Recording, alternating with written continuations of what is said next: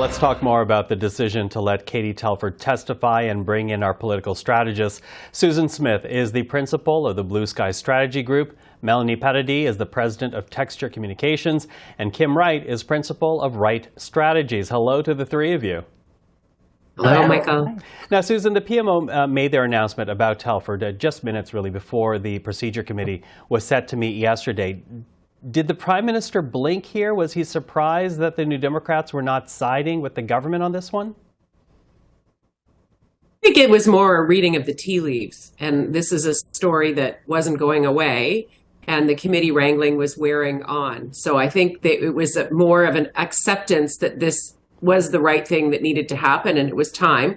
There may have been a bit of time buying, I'm speculating, while they ironed out the full mandate for the special rapporteur, because they were able to announce that at the same time. But I think it was fairly inevitable that the Prime Minister's Chief of Staff would come before committee. I think it was wise on the government to choose a committee that is chaired by a government member versus an opposition member. I think it reduces the amount of shenanigans that'll go on. The one thing I would say is I actually, on the whole, think people are going to be disappointed by any kind of questioning at these committees, because this is national security. I mean, that's the one thing we have to remember. This is national security. So there is only going to be so much that individuals can say. And this is where I think that the role of the special rapporteur is much more important, because he has a much more wide-ranging ability to dive into some of these classified issues. Mm-hmm. And Melanie, how about you? What do you think of the Prime Minister finally relenting on Katie Telford? Well, actually, I agree with much of what Susan just said. This move was purely strategic. They were clearly trying to avoid having to go to committee. They're hoping that the story would go away with time, but clearly it hasn't gone away, and it's not going to go away anytime soon. And that's why Liberal MPs were filibustering at PROC at the committee that now Katie Telford will be testifying at. And ultimately, they had two choices. They could have Katie Telford testify at Ethics, which is chaired by Conservative MP John Brassard, or they could have her testify at PROC, which is the committee they've been asking for her in the first place, which is chaired by a Liberal. But it's also the committee where all of this weeks of filibustering that we've been seeing has been going on. So I disagree with Susan. I think that there will still be plenty of shenanigans, unfortunately, at that committee. But they certainly made the best strategic pick. They also have a lot of experience, unfortunately, doing this now. Katie Telford has testified at committee twice already, for We and for the investigation into General Vance. So this is sadly becoming a bit of a normal occurrence for this government. Now, Kim, Conservatives are at this point accusing the NDP of participating in a Liberal cover-up. Again, that's the Conservative accusation. The party could have voted with the Conservative motion, transferred the whole affair to the Ethics Committee. If New Democrats wanted greater transparency, what's the reason for not joining the other opposition parties to support the Conservative motion? Look, what Jagmeet Singh was very clear about, he said, we want Katie Telford to appear before committee.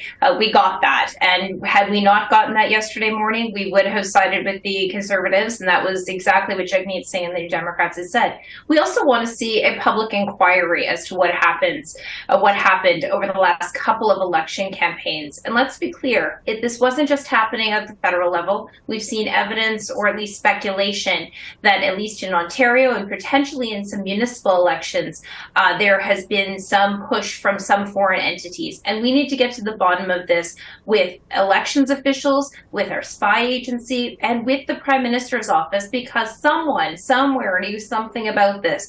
And if it was just some report that was sitting on a shelf collecting dust, I've got bigger questions to ask.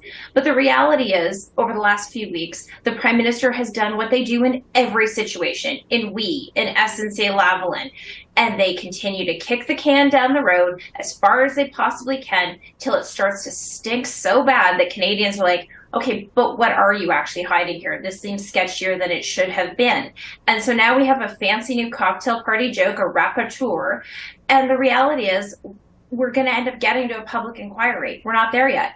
And really what came down to was they needed this off the front page because they have a budget next week and they've got the leader of the free world coming for dinner. And this is not the headlines they want when the leader of the free world shows up and you're under scrutiny as to whether foreign actors were interfering in your elections. Okay, well, Kim, you use the terminology kicking the can down the road. You're not the only one to do so. You know, Susan, if the PMO reacted to reports appropriately, at least in their opinion. Why not just cut to the chase and have that inquiry instead of waiting for David Johnston to come up to that conclusion? I think the initial assessment is that it's a national security issue. And national security issues should not be aired on the front page of the national newspaper. They should not be aired with public Hansard. They should be aired, I think, or should be discussed with the right entities that need to discuss them. I suspect that the Prime Minister's office and others felt that the appropriate actions had been taken. And I do know that the Parliamentary Security Committee reviewed these things in the past. This is not new. Aaron O'Toole had information about this too, as well.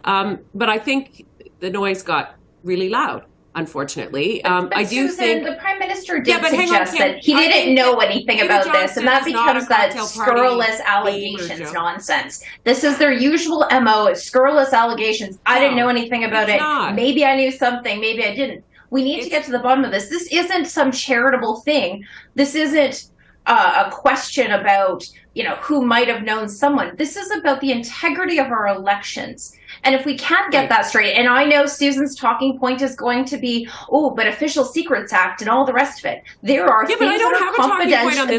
There are things that are confidential. Kim, I don't have a talking and there are point things on that this. are I'm looking politically at this as a regular Canadian. And I'm looking for I'm looking at this as a regular Canadian. I don't think there's any threat to our democracy. I don't think our elections have been called into question. And I think that's probably the judgment call that was made at the time.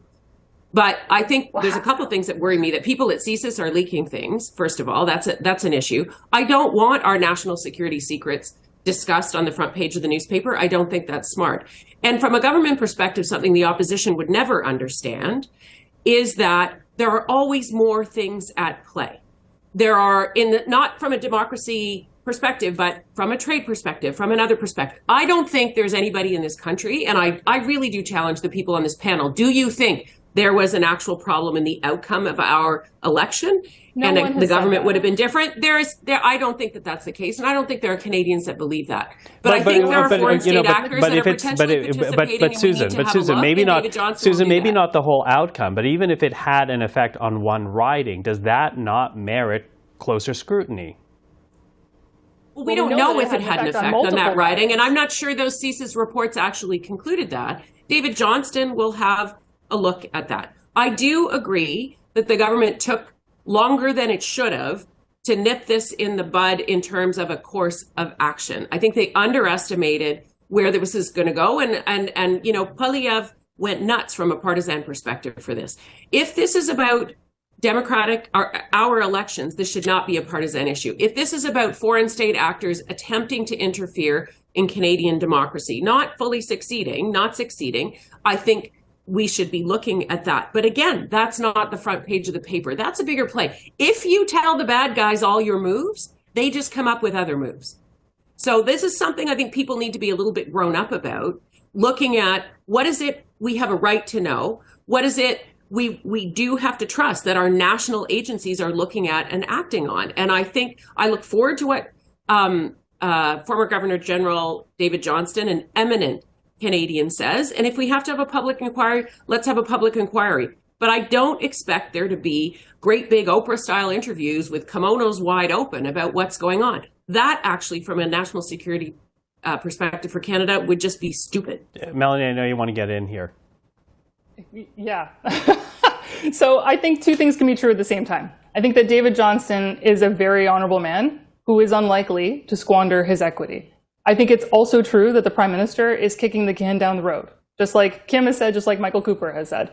Ultimately, I think David Johnston is going to find that there should be a public inquiry, which is what so many people have been calling for. And we will have wasted many months starting one. And I worry that while the outcome, the ultimate outcome of the 2019 and the 2021 elections were not jeopardized by foreign interference, that a future one may be. That if we don't take action, if we don't investigate this and actually get to the bottom of it and do the things that are necessary to continue to secure and be able to tell Canadians, yes, our elections are safe at every level of government, municipal, provincial, and federal. If we don't take those actions right away, I am worried about future elections. So I think he's going to find that we need a public inquiry, and we'll have wasted a whole bunch of time.